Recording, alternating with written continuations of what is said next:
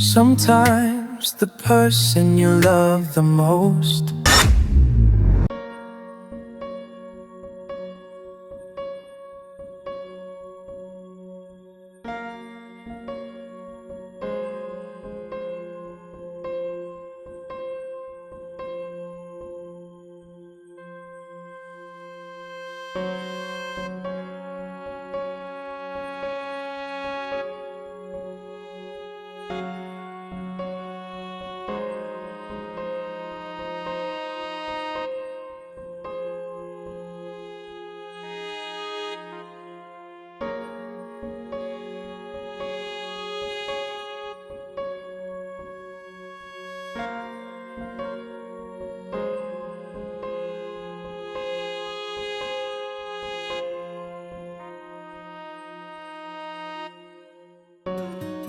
Sometimes the person you love the most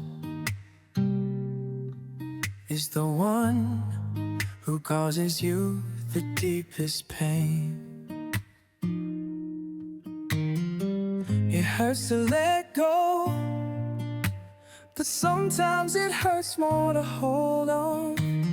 Loving you was like going to war.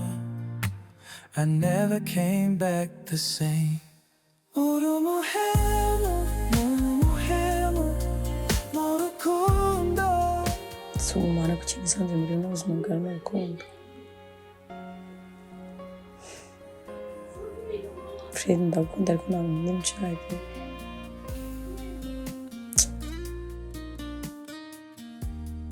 Niko se amakuru yanyu. Amakuru ni meza. Kazuba ndabona kavuye kabisa uyu munsi. Okay. Batugendereye. Arimo akagenda nuko ari heza. Nubwo ari heza ariko arimo akagenda. Arakagenda ariko urabona ko ari heza. Cyane rwose. Hari amafu.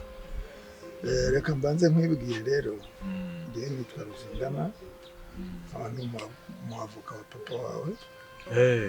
Yarabimbwiye. Ubwo rero twarabivuganyeho ambwira ko uzazina. Nanjye ninjye wa muhungu bita Ina. Yari yabimbwiye ko uzazina. Cyane. None arambwira ati mfitanye ikibazo na mama wawe.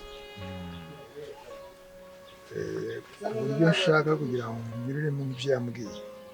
Nta kibazo. Yarambwiye ati uzamwumvishe agerageze kubwira mama we. Biriya by'ibintu by'urukiko agerageze kubihagarika. Noneho jye nawe tuzumvikane tugabana imitungo tutiriwe tujya mu manza. Ambwira turabona jye ndi umugabo mukuru, ndi umugabo wibashye kujya kumva ndi muri famiye. Atangiye kurana n'umugore wanjye mu rubanza ati ibyo bintu ntabwo bishaka. Byabinasa nawe. Kandi ugasanga kuko ari byo.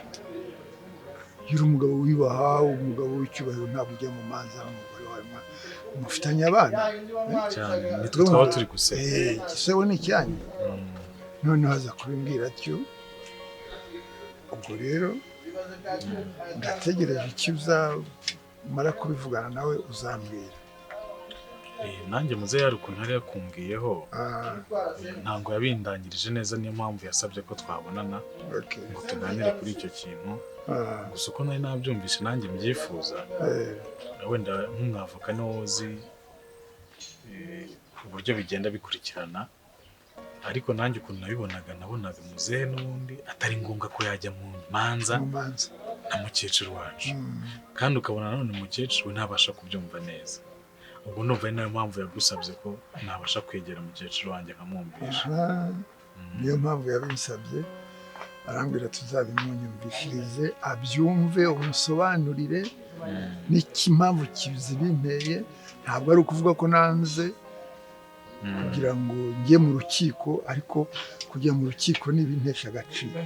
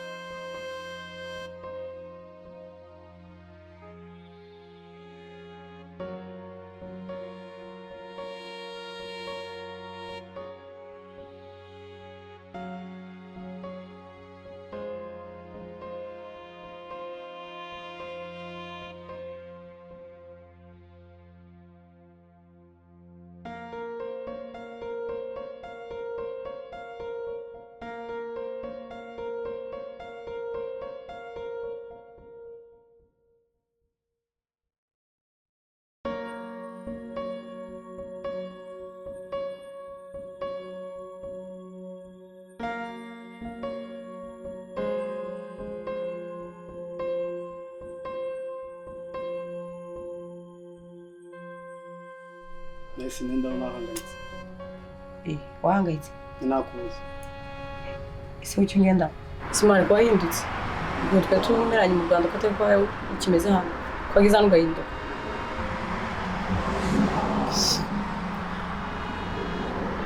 Ukuba nakoresha mu Frido wa kera.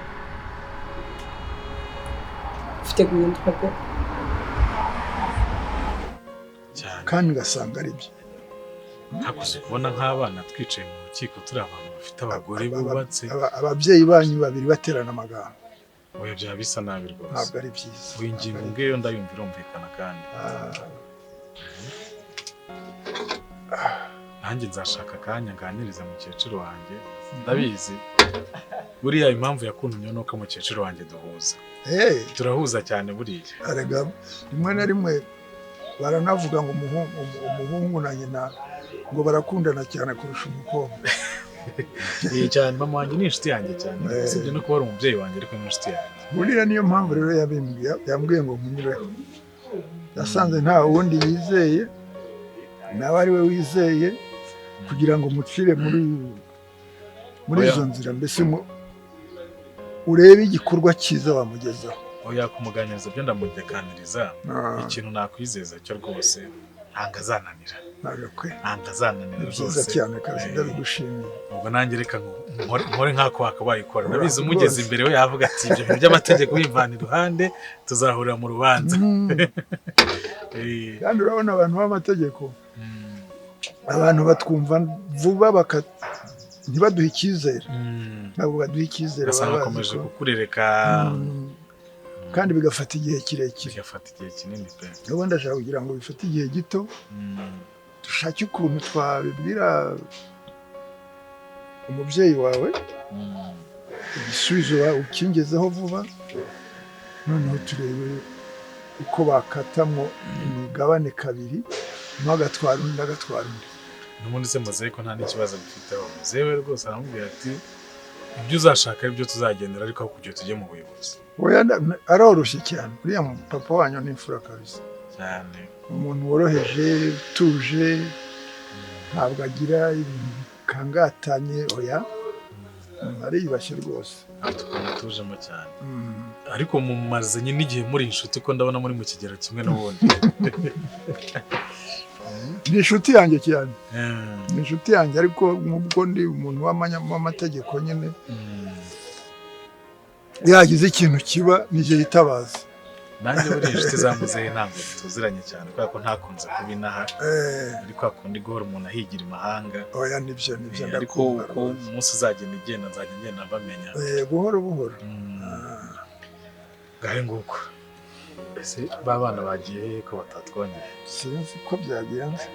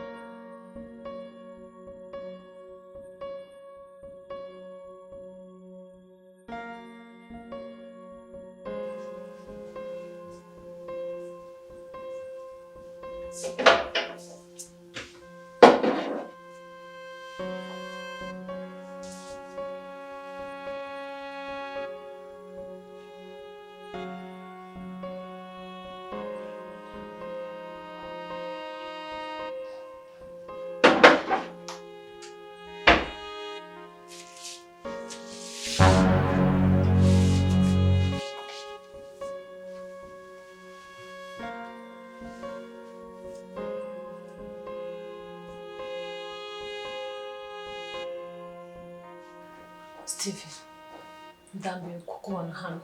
Ndashaka kuvana ukagenda. Ntabwo nshaka gukomeza nkubona wikarakasa hano muri uru rugo. Please, mbabarira ugende uve hano. Kuko nabuze amahoro uko ndi kubona ntabwo ndi kumva umubiri wanjye uri guhinduka. Please, va aha ngaha ugende.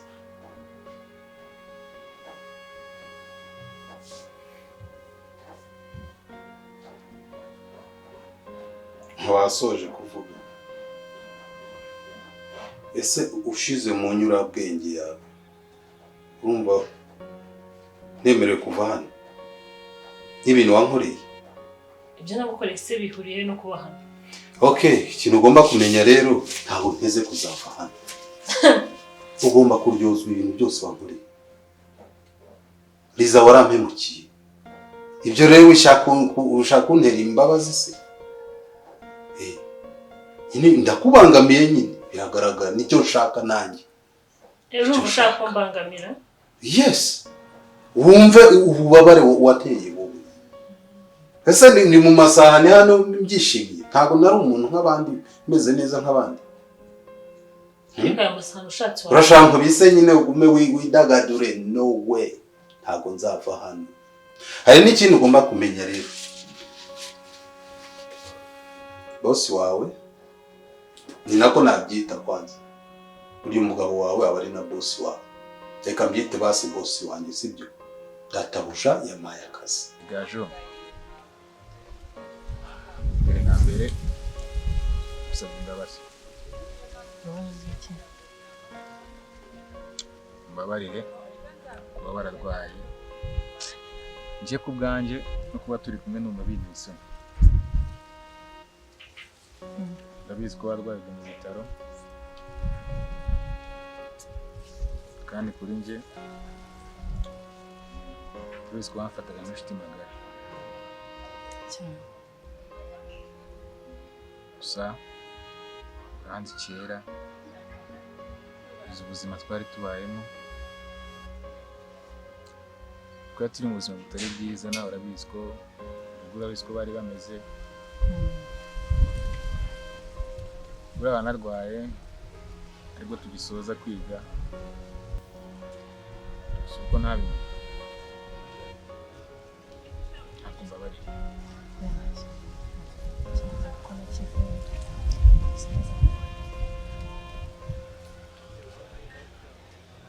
n'akazi nari mfite cya minsi ishize nari nabonye ko ntabwo byaje kugenda neza kari ako mu Bashinwa nahageze n'ubundi umushinga biri hafi kurangira byarahagaze.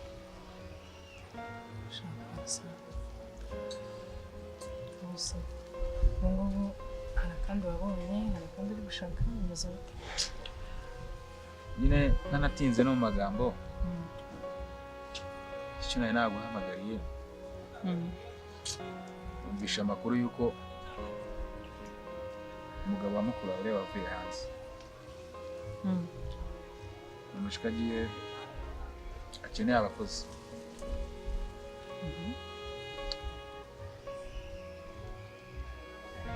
muri biriya bintu bye yatangije kandi arabizi ko ari byo bintu kuko uzajya mutwara ko namubwiye ko mfite peni urumva ikindi ntabwo ngiye nzongera gusubira muri aya masahani yawe yicare hariya wanyiriyeho sibyo ngo utekere no ntabwo bizongera yamaye inzu muri ziriya zo mu gipangu rumvikana ubu ngiye kuba umupangayi we uzajya ucaho nanyiceho ariko ntabwo bizarangirira.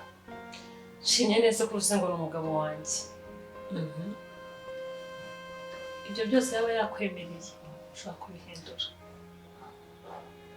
Rero icyiza wavana mu mahoro ukigendera nta kindi kintu ugusaba rwose. Uzabihindura ute? Ngaho mbwira uzabihindura ute? Ese Liza umvikane reka nkubwize ukuri. N'ubu ngubu uyu munota y'isegonda ushatse namubwiza ukuri ibyabaye hagati yanjye nawe. Ubu ndacyagufitiye n'indi. Ibihe bimenyetso s'ubundi uko numva uri kuntera ubwoba wowe. Ushobora kubaho nk'ikihe? Wowe ubwawe ntabwo bufite. Ubwoba bw'iki? Wenda ashobora kutabishobora yego da sibyo ariko iyo ndufashe yizaba kamarama kandi bizakugwa nabi ushatse wabyoroshya reka nyikorera akazi kanjye Tiverisa nta mwanya ufite umva ndi busy ndi mu kazi kanjye ntabwo ukeneye kurya uvuye mu cyumba cyawe urahaze sinzi ibyo hazi uje kumbwira ubusa hano tuza tubane wumve ingaruka y'ikibi.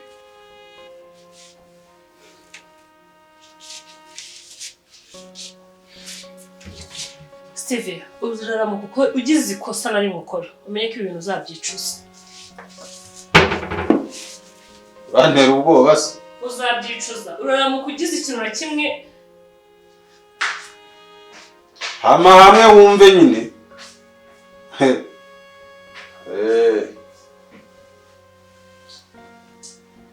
Ispaire baravuga ngo kura kuri pasha.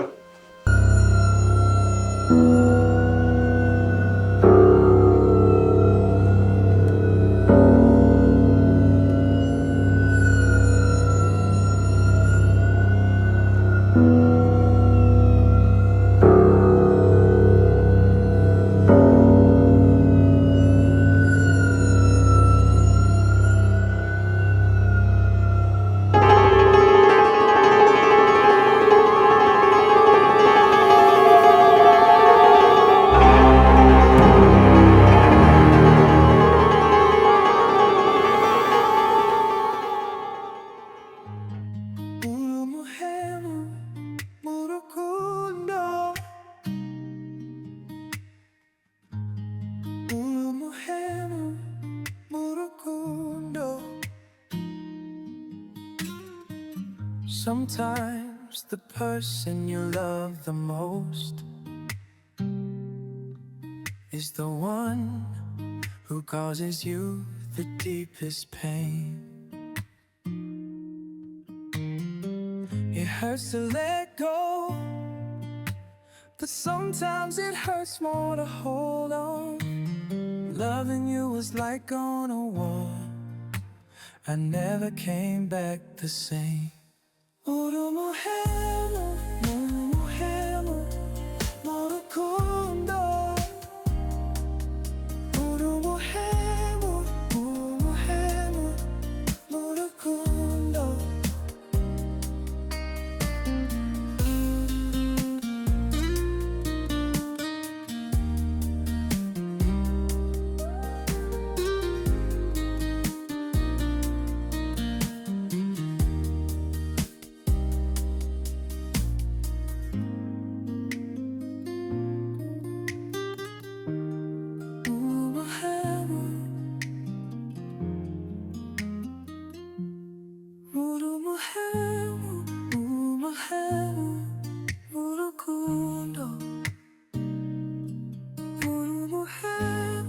Umuhemu, Murukundo. Hold on. Okay. Mbona jya ubwire ko biriya bintu nshaka kuzabinkorera.